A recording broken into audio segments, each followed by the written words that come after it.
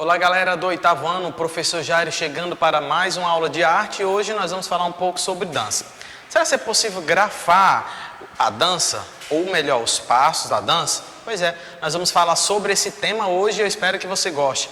Então, senta aí no sofá da sua casa, pega o seu livro, o seu caderno, lápis, borracha, marca texto para acompanhar tudinho comigo agora, porque nós vamos falar um pouquinho sobre o mundo da dança. Então, para a gente começar a nossa aula de hoje, eu trago a primeira imagem, que é um registro de um movimento de dança, que está presente no livro de vocês, tá? Nosso último capítulo que nós estamos estudando, e nós vamos falar sobre isso. Então, vamos lá.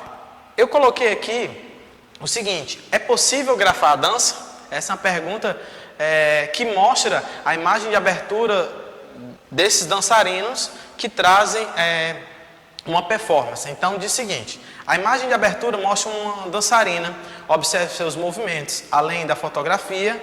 Quais outras formas de registrar os movimentos de uma dança você conhece?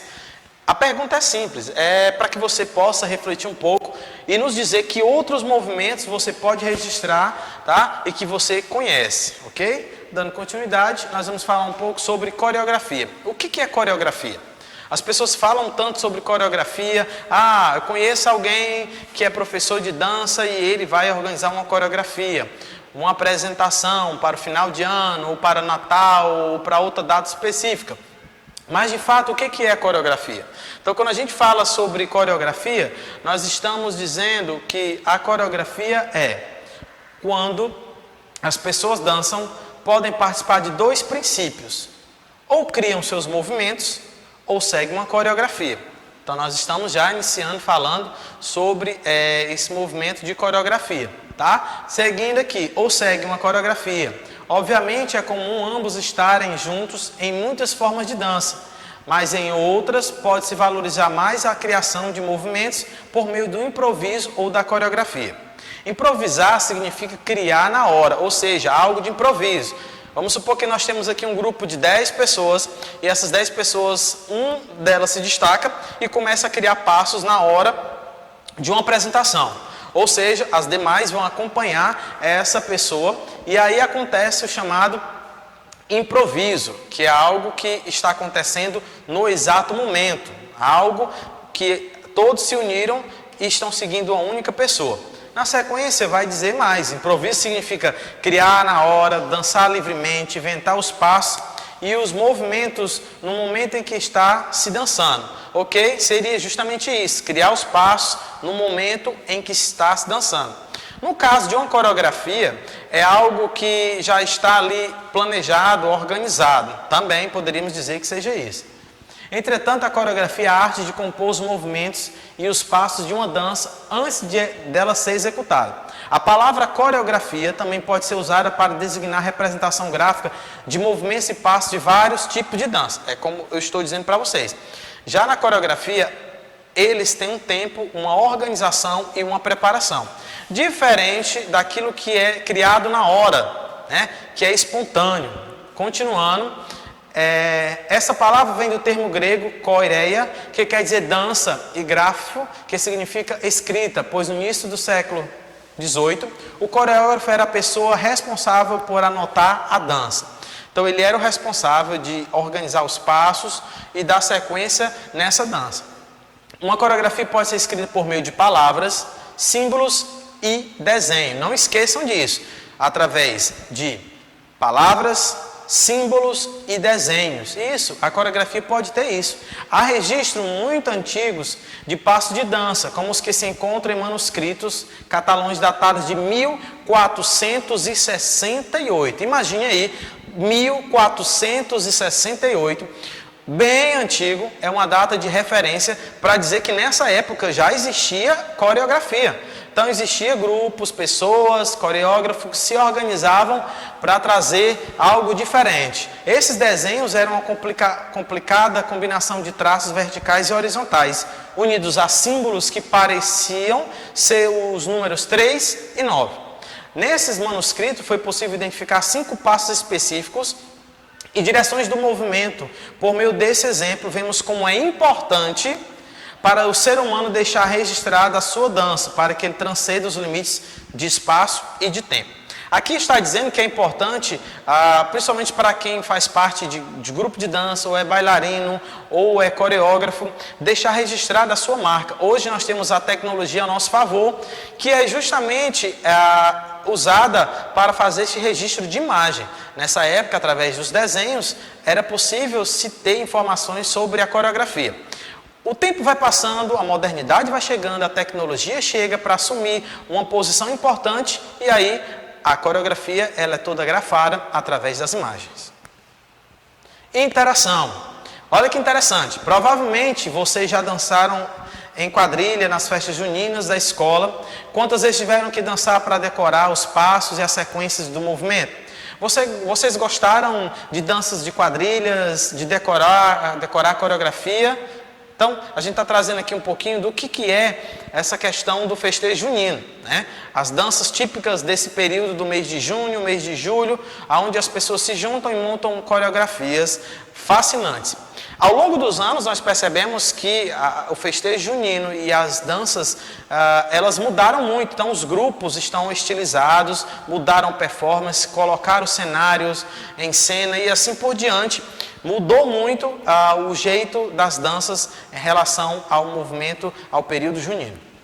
Algumas das músicas da moda também possuem coreografias básicas que são feitas pelos grupos que as cantam e seguidas por todos os que gostam daquela dança. É justamente os grupos, né, os grupos famosos criam um estilo, um jeito de dançar e o Brasil todo é contagiado por esse estilo. Ao longo dos anos, nós estamos conhecendo vários ritmos e várias sequências diferenciadas, mas a gente continua vendo e acreditando que surgirão outros e outros durante todo o ano. É claro que em um ambiente descontraído, os passos originais são modificados e novos passos surgem. Então, ao longo dos anos e também, como está dizendo o nosso texto, com o tempo os passos eles são modificados. Dança folclórica brasileira. Olha que interessante, o nosso segundo ponto é falar sobre a dança folclórica brasileira. Antes nós vimos, no geral, o que era coreografia, o que era dança espontânea. Falamos um pouquinho sobre as danças que são utilizadas no período junino, né, que é o mês onde nós estamos comemorando os festejos, e também se estende até o mês de julho. Agora, nós vamos trazer algo que é cultural e tradicional dentro do folclore brasileiro. Nós conhecemos um pouco dessas danças e eu queria que a gente falasse um pouquinho sobre cada um.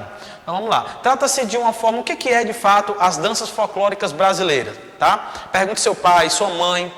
Vai lá perto dele e diz, mãe, pai, o que é uma dança folclórica? Talvez se você não conheça. Então vamos lá. Trata-se de uma forma tradicional de dança recreativa do povo. As danças sempre foram um importante componente cultural da humanidade. Bom.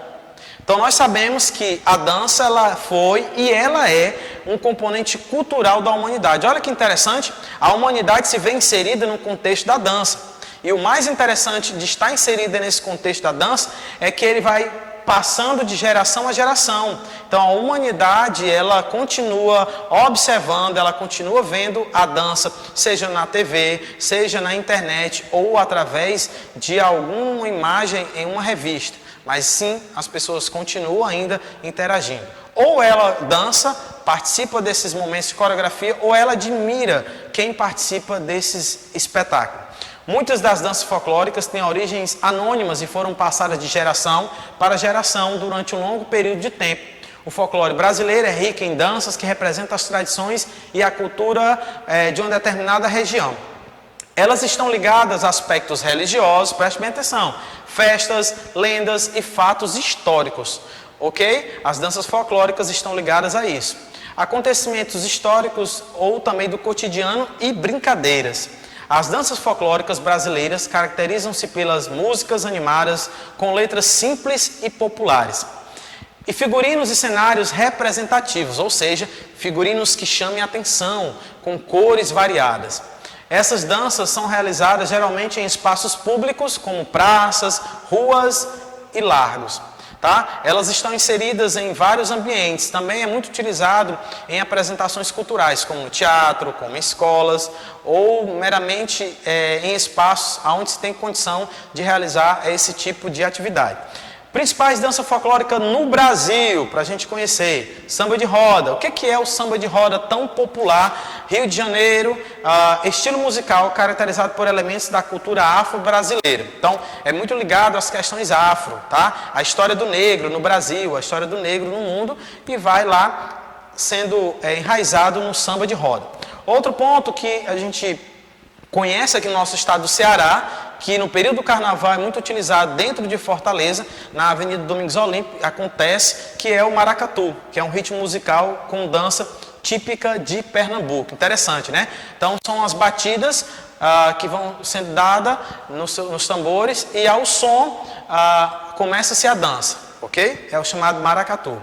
Outro ponto que é interessante discutir é sobre a alegria do frevo, né? A gente consegue falar um pouco sobre essa alegria que é contagiante e diz o seguinte: o frevo, esse estilo pernambucano de carnaval, é uma espécie de marchinha muito acelerada. Você vai encontrar isso propriamente no período do carnaval, tá? Que eles vão estar sempre envolvidos com o frevo. Outra coisa que chega nesse período é o chamado baião, que é o ritmo musical com dança típica da região nordeste do Brasil. Percebam que todas essas danças folclóricas, elas são importantes para a cultura brasileira e, óbvio, para a cultura mundial. Sem elas, nós não teríamos uma história que falasse da dança. Então, para você que se interessou pela dança, e depois você pode pesquisar na internet um pouco mais sobre dança, você que tem interesse de ser professor de dança futuramente, você pode também buscar outras informações, ou para que você também possa estar informado culturalmente sobre como o nosso país é rico em cultura e em informação. Então nós temos também a catira, também conhecido como caterete, é uma dança caracterizada por passos, batidas de pés e palmas dos dançarinos. Também temos o que nós já falamos antes, que é a quadrilha. É uma dança típica da época da festa junina. Lembra que eu falei para vocês que ao longo dos anos, essas danças elas foram se modernizando. Como, professor, essa modernidade chegou na dança? Olha, as quadrilhas, novamente repetindo para vocês, ficaram estilizadas. O que é isso? Elas começaram a mostrar um lado mais artístico. Hoje você consegue perceber que na hora da apresentação, no início das apresentações, você percebe que existe toda uma organização, palcos são montados e muitas vezes até fogos são colocados no início das apresentações e no casamento também dessa dança. Certo? Pois é, nós estamos falando sobre danças, nós estamos falando sobre coreografias, nós estamos falando como é importante grafar os passos de uma dança, e eu trago mais uma vez para vocês um pouco sobre coreografia. Olha que interessante, alguns coreógrafos se tornam conhecidos pela perfeição de suas coreografias. O coreógrafo americano Messi destacou-se mundialmente pelas inovações que propôs na dança e pela sua concepção de movimento. Essa descrição é de um espetáculo que ele montou, tá? Aqui está dizendo, e a divulgação veio da Arte Multimídia. É um espetáculo em que esse coreógrafo trouxe. Percebam a imagem, né? A sincronia entre ele e a bailarina nessa imagem. Vamos lá, trago também essa informação para vocês. Event, que é um acontecimento de dança, né? Acontecimento único de dança com forte ligação com a vivência, o vivenciar do instante presente, do aqui e agora. A dança é um movimento natural e sem finalidade específica, em que não se procura um encadeamento lógico do movimento, mas explora os elementos fornecidos pelo acaso. Cunhangá apenas dava indicações de direção e movimento. O que ele está afirmando? Que a dança ela precisa ser livre, né? Os passos eles precisam ser livres. Se você está em um ambiente e tem uma aula de dança ou está em um evento, você precisa ter liberdade também no ato da sua dança, ok? Aqui também trazendo para que a gente possa compreender como é que é a ideia da grafia do movimento.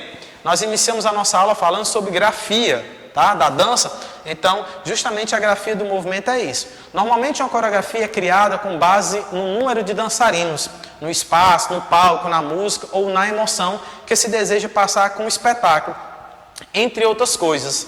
Na verdade, qualquer um desses elementos pode ser o norteador ou pode se adaptar ao desejo do coreógrafo. Tudo depende do tipo de dança que será coreografado. O ser humano, há muitos séculos, tenta escrever os movimentos corporais, mas transformá-los em símbolo gráfico não é fácil. Existem símbolos e letras quase universais que são usadas para a grafia de movimentos, mas nada como a imagem para mostrar os passos de uma dança. Com a invenção da fotografia e da filmagem ficou mais fácil. Ou seja, eu estou trazendo para vocês com exclusividade como funciona a grafia do movimento, os passos na hora de uma dança. Uma imagem de um coreógrafo, tá?